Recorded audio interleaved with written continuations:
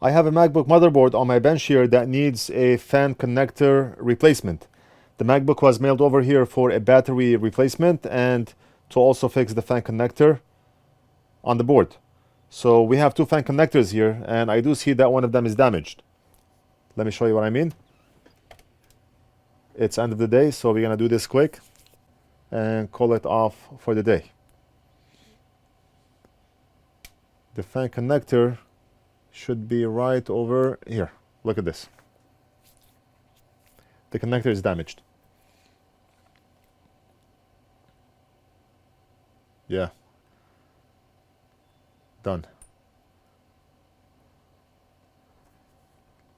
We do not need this anymore, and let's just desolder those stock pins here.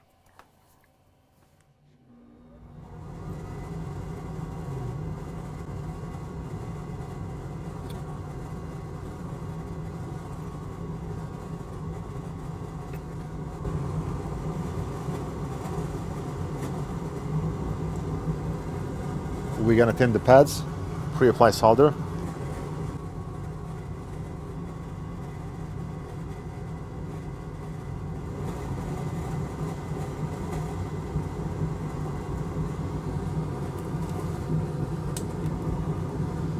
And get rid of the glare, so everything is nice and bright and clean and clear.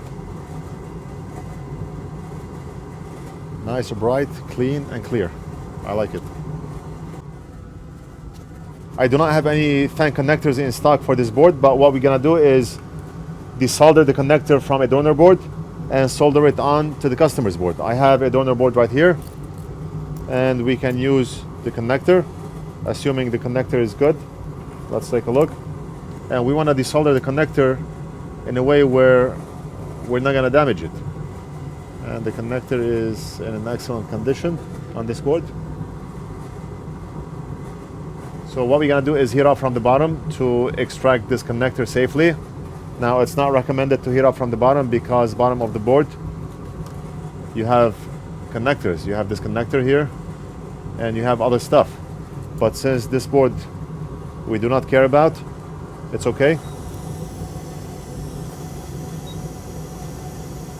Okay, so I'm pointing hot air from the bottom up.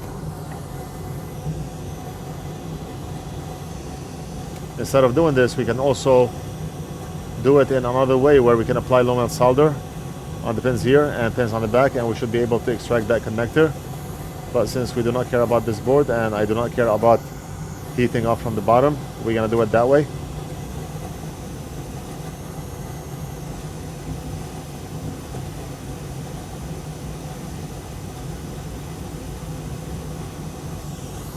Very nice.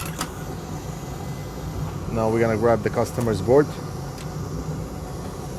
And of course we're not gonna heat up from the bottom because we do not want to damage the customer's board.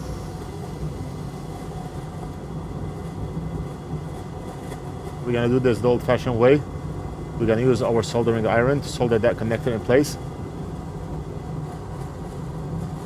And we're gonna hold that connector in place.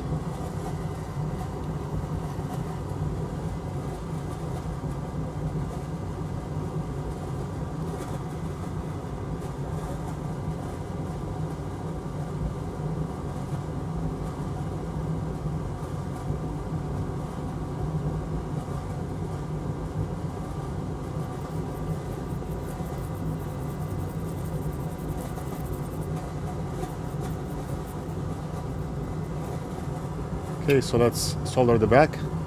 Just apply 2 blobs of solder on the back here.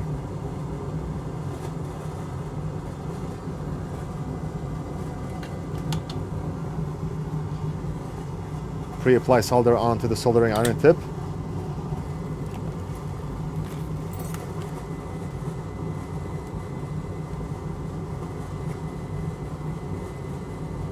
We're gonna push down. And we're gonna apply one right over here. And we're gonna apply one right over here. Awesome. The job is done.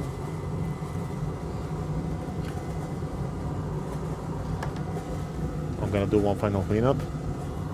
And let's use the foam swab for a cleaner finish.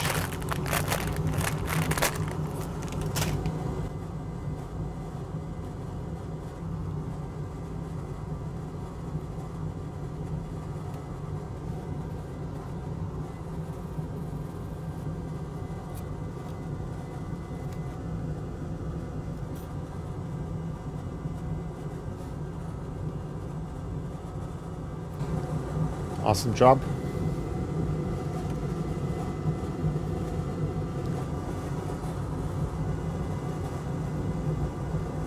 Solid, solid, solid, solid, and solid. We can also test the 2 pins on the back. Solid and solid. Awesome job. We did it, and that's a nice quick end of the day repair. Just a quick cleanup with a dry swab, just to make this look like factory.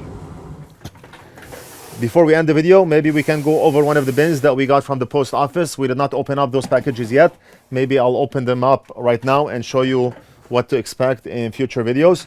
A lot of people on our channel ask, can you do a video to show us how to fix an Oppo phone that fell in the tub? Can you do a video to show us how to fix a 60-inch TV that turns on and off? Can you do a video to show us how to fix a power supply for a scooter? I mean, what you have to understand is the stuff that I post on the channel are stuff that we get in to our shop for repair, whether it's a local drop-off or people mailing in their devices for repair. I cannot afford to spend a single minute going over something that is not related to repairs that we get in to our shop.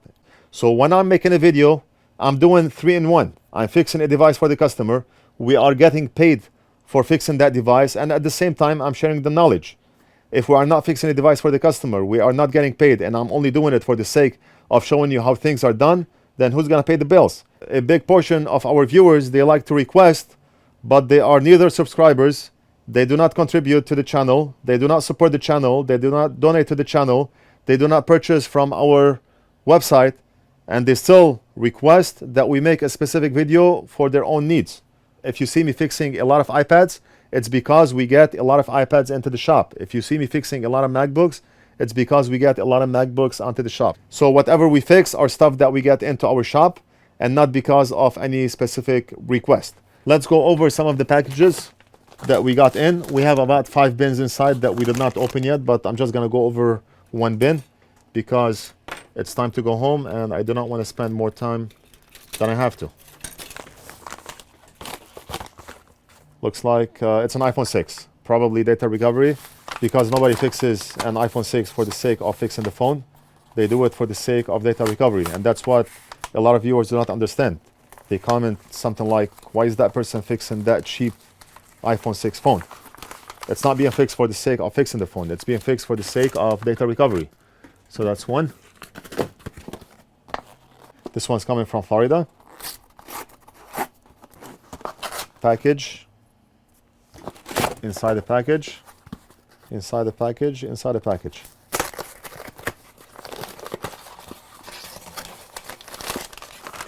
I guessed it.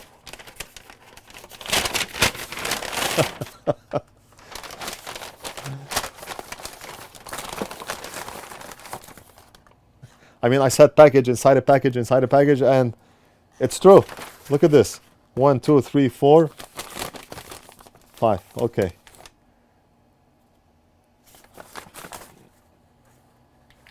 And it's an iPhone, but customer included all those envelopes and all that packaging, but no paper to indicate who that phone is coming from or what is wrong with that phone. The only thing I see is the address on the envelope. That's it. No paper inside. So hopefully we can look up that customer by the address that we see on the envelope here. Let's go over this one. And I see a paper, which is good. That's a screen for an iPad. And ta-da, that's an iPad. Customer probably tried to replace the screen and something went wrong.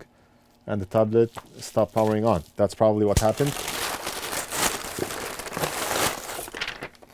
So he replaced the screen and tablet started to smoke. Probably a backlight issue or something else. We'll see. Let's take a look at this box here. And it was shipped express. Customer paid $42.35 for shipping. I do not see a reason to ship express if you are in the same state, because we're gonna get it the next day anyway. But that's how the customer wants it. Huawei laptop. And finally, we have this one here. If I had time, I would go over all the packages that we received, but right now, I'm just gonna go over those 5 packages. And this one looks like it's a Nintendo Switch. My son was charging the device and wanted to pull the USB-C power cord from the device, and the device immediately shut off. I noticed several USB-C pins are bent. So it's probably a USB-C port issue, unless there's something else wrong with this device. And that's it. Let me put this back on the floor here. And time to go home. I hope you enjoyed the video. Don't forget to like and subscribe. Leave a comment if you have any questions. And we'll do something else in the next video.